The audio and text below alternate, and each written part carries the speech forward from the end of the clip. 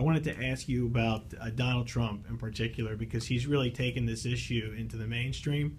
Based on the facts you've presented, is what he's been saying about crime among illegal immigrants accurate? And what do you think about the criticism he's been getting in the media? This is a politics question. So. You know, maybe it could have been said in a different way. You know, maybe he didn't articulate it in a way that was acceptable to many. But I've been on that same side of the fence that Donald Trump has been on. You know, when I first came forward with the law I created in Hazleton, I was immediately media from all around the world literally came to interview me, and many times, especially in print media, when I would talk about illegal immigrants, the first paragraph would have illegal immigrant, and then the second paragraph would leave out the word illegal.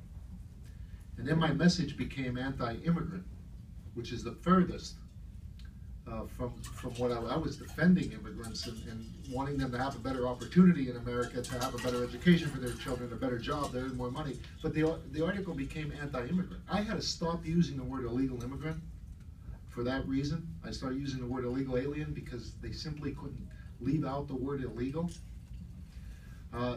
So I understood what Donald Trump was saying. I don't believe he intended that every single person that comes in is a rapist and a murderer. However, nobody here can say that some that have crossed the border are not. We know for a fact some of that is true. But however, the media will take many times when you're dealing with this issue and portray it in a way that wasn't the entire intent. So I've experienced many of that. I've been called a racist, a bigot. I've been called every name under the book. My grandson is half Dominican. I take exception when somebody tries to portray me as anti-immigrant. However, it's why many politicians will not deal with this issue. They simply won't go there. And we may see that with many of the presidential candidates. This is a serious issue in this country. It's one of the top issues in the country. We may find presidential candidates reluctant to talk about one of the top issues in the country. And many times it's because the media may portray you as an anti-immigrant, which is ludicrous.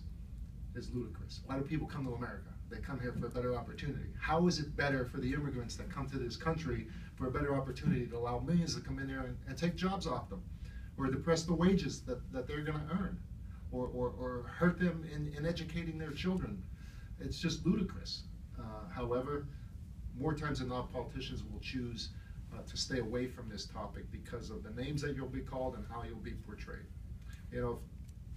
Donald Trump, the silver lining of this whole thing, he brought this issue to the forefront, and Kate Steinle happened to just qualify some of the things that he was saying.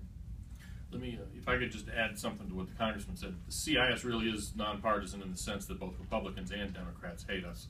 But the one thing I'd want to say is that shame on the rest of the political class that it took a carnival barker like Donald Trump to get this issue on the front burner. This is something that all of us here and a number of other people have been talking about, researching on, introducing legislation on, etc. for years and years and years.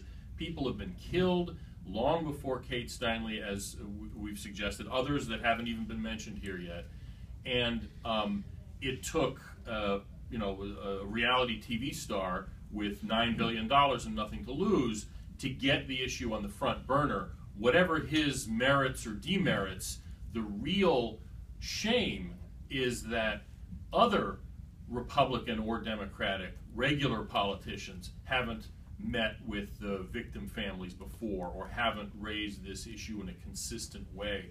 He's, in a sense, whatever his qualities, his success at this is an indictment of the entire political class.